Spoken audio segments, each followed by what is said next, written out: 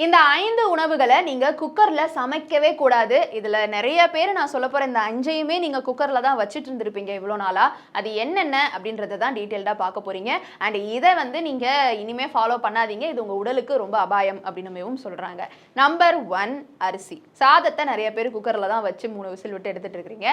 அரிசி எப்பவுமே வடிச்சு தான் சாப்பிடணும். நேரம் இல்லாத காரணத்தினால நிறைய பேர் இப்ப குக்கருக்கு மாறிட்டீங்க. குக்கர்ல வந்து சில பொருட்கள் உங்களுடைய நேரத்தை மிச்சப்படுத்துறதுக்காக வைக்கலாம். ஆனா அரிசியை தயவு செஞ்சு நீங்க தினமும் குக்கர்ல வச்சு சாப்பிடவே கூடாது. குக்கர்ல நீங்க அரிசி சாதம் வைக்கும் பொழுது அதுல இருக்கக்கூடிய ஸ்டார்ச் ஒரு வகையான ரசாயனத்தை வந்து உற்பத்தி பண்ணுது. இது உங்க உடலுக்கு கண்டிப்பா கெடுதி. நம்பர் 2 முட்டையை வந்து நீங்க பிரஷர் குக்கர்ல வச்சு சிலர் வந்து வேக வச்சுட்டு இருக்கலாம். ஆனா முட்டையை வந்து நீங்க பிரஷர் குக்கர்ல வைக்க கூடாது. அது வந்து உள்ளுக்குள்ள சில நேரங்கள்ல வெடித்து அந்த ஓடு வெளியில வந்துரும், இல்லனா ஒட்டிக்கும் அப்படின்னு சொல்றாங்க. அதனால சில உடல் உபாதைகளும் ஏற்படுறதுக்கான சான்ஸ். நம்பர் 3 கீரையெல்லாம் பருப்பு போட்டு நிறைய பேர் குக்கர்ல தான் வச்சிட்டு இருக்கீங்க. பட் கீரையை குக்கர்ல வைக்க கூடாதான். கீரை பொதுவா சமைக்கும் பொழுது வெப்பநிலை ரொம்ப கம்மியா தான் இருக்கணும். அப்பதான் அந்த கீரையினுடைய சத்துக்கள் எல்லாமே பாதுகாக்கப்படும் அப்படின்னு சொல்றாங்க. பிரஷர் குக்கர்ல வைக்கும் பொழுது நம்ம அதிகமா வச்சோ இல்ல ரொம்ப நேரம் வச்சோ இல்ல டக்குன்னு அது வந்து குழஞ்சு போறதுக்கான சான்ஸ் இருக்கு. அப்படி கீரையை நீங்க கொலைய சாப்பிடுறீங்க அப்படின்னா அதுல இருக்கக்கூடிய சத்துக்கள் வந்து உங்களுக்கு முழுமையா கிடைக்காது. கீரையை பொறுத்த மட்டும் லைட்டா ஒரு அரைவேக்காடு ஸ்டேஜ்ல ஒரு கிரன்ச்சியான அந்த ஒரு பக்குவத்துல தான் சாப்பிடணும் அப்படின்னு சொல்றாங்க. ரொம்ப வந்து அந்த கொலைய வைக்கிற ப்ராசஸ்ன்றது தான் வந்து குக்கர்ல நடக்குது. அதனால அதுல இருக்கக்கூடிய முழு சத்து அப்படின்றது உங்களுக்கு கிடையாது. பெருசா எந்த அளவுக்கு உடல் உபாதைகள் அப்படின்றது ஏற்படுத்தலனாலும் சத்துக்கள் எல்லாமே முழுசா போய் சேர்றதுக்கு இது உதவியா இருக்காது. நம்பர் 4 காய்கறியை பொறுத்த மட்டும் அதை நிறைய பேர் இப்போ சாம்பார் அது இதுன்னு சொல்லிட்டு குக்கரில் வச்சுட்டு இருக்கிறீங்க. ஆனால் காய்கறியை பொறுத்த மட்டும் இதில் வந்து மினரல்ஸ் அண்ட் வைட்டமின்ஸ் இது எல்லாமே ஜாஸ்தியாக இருக்குது. இது எல்லாத்தையுமே குக்கரில் வச்சு மூடி நல்லா வேக வைக்கும் பொழுது அது எல்லாமே அதுலேருந்து போயிடுது அப்படின்னு தான் சொல்கிறாங்க. ஸோ பெரும்பாலான காய்கறிகள், முக்கியமாக பச்சை இலை காய்கறிகள், இது எல்லாத்தையுமே ஒரு கடாயில் ஒரு பாத்திரத்தில் நீங்கள் சமைக்கிறது ரொம்ப ரொம்ப நல்லதான். 5வதா உருளைக்கிழங்கு. இது நிறைய பேர் குக்கர்ல தான் வச்சுட்டு இருக்கோம். உருளைக்கிழங்கை பொறுத்த மட்டும் அதிகமா மாவு சத்து இருக்கிறதுனால இதை குக்கர்ல வைக்கும் பொழுது அந்த மாவு சத்து குறைஞ்சிடுது அப்படின்னு சொல்றாங்க. இதை தவிர இந்த வேக வைத்த உருளைக்கிழங்குல அதிக அளவு ஆன்டி நியூட்ரியன்ஸ் இருக்கிறதுனால உடலுக்கு தேவையான சத்துக்கள் உங்களுக்கு கிடைக்காது அப்படின்னு சொல்றாங்க. ஸோ இது எல்லாமே முக்கியமானது. நீங்க வந்து குக்கர்ல வைக்கவே கூடாது அப்படின்றது. இதை தாண்டி மீன் எல்லாம் வைக்கக்கூடாது அப்படின்னு சொல்லியிருக்காங்க. மீன் நிறைய பேர் ஆப்வியஸ்லி குக்கர்ல வைக்கிறது கிடையாது தான். வேற யாராவது ஒருவேளை வச்சுட்டு இருந்தீங்கன்னா மீனையுமே குக்கர்ல வைக்கக்கூடாது. ஏன்னா இதுல இருக்க ஒமேகா 3 ஃபேட்டி ஆசிட்ஸ் வந்துட்டு அழிஞ்சிருது. மீன்ல இருக்கக்கூடிய சத்துக்கள் வந்து உங்களுக்கு கிடைக்காது. ஸோ இந்த உணவுகள்லாம் இவ்வளோ நாளாக நீங்கள் குக்கரில் தான் வச்சு குக் பண்ணிட்டு இருக்கிறீங்கன்னா இதுக்கப்புறமா நீங்கள் ஸ்டாப் பண்ணிட்டு கடாய்க்கு மாற்றிக்கோங்க. அண்ட் இந்த வீடியோ பற்றின உங்களுடைய கருத்துக்கள் இருந்தால் கீழே வந்து கமெண்ட் பாக்ஸில் ரியா என் கூட ஷேர் பண்ணலாம்.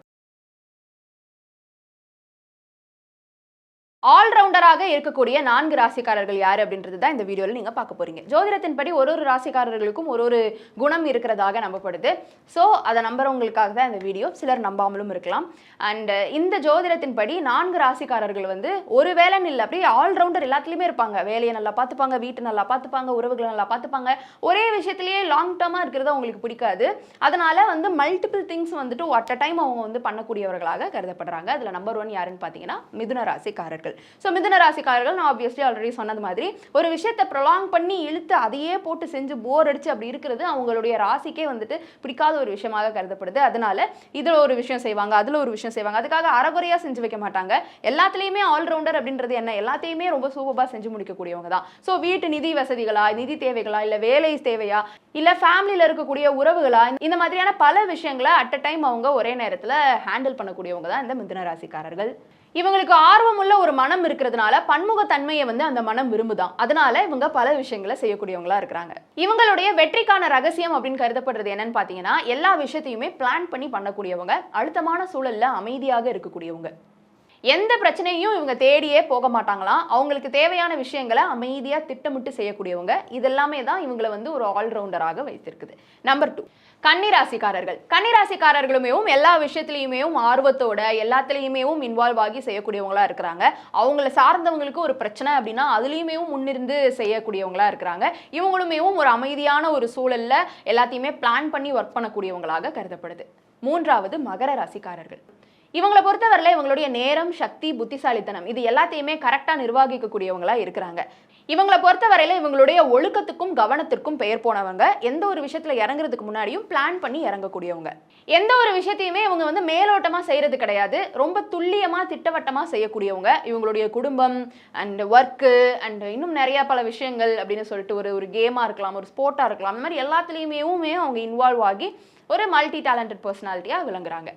இவங்க ரொம்ப அமைதியாகவும் உறுதியாகவும் இருக்கக்கூடியவங்க தான் மகர ராசிக்காரர்கள்.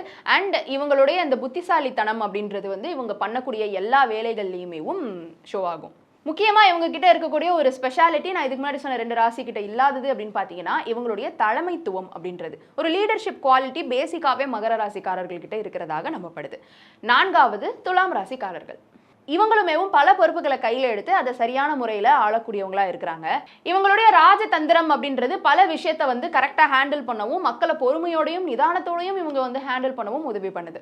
தன்னுடைய வாழ்க்கையில ஒரு நல்லெண்ணத்துக்காக பாடுபடக்கூடியவங்க, ஒரு விஷயத்தை சீரா பண்ணணும்னு நினைக்கக்கூடியவங்க, தங்களை சார்ந்த ஒரு பர்சனுக்கு அப்படின்னா பதறி போய் அது எதனாலும் இறங்கி செய்யக்கூடியவங்களா இந்த ராசிக்காரர்களும் பார்க்கப்படுறாங்க. ஸோ இந்த 4 ராசிக்காரர்களா நீங்க இருக்கிறீங்க அப்படின்னா உங்களை பத்தி சரியா சொல்லியிருக்காங்களா, இல்லை உங்க ஃபேமிலியில யாராவது இருக்கிறாங்களா அப்படின்ற உங்களுடைய கருத்துக்களை கீழே வந்து கமெண்ட் பாக்ஸ்ல ரியா என் கூட ஷேர் பண்ணலாம்.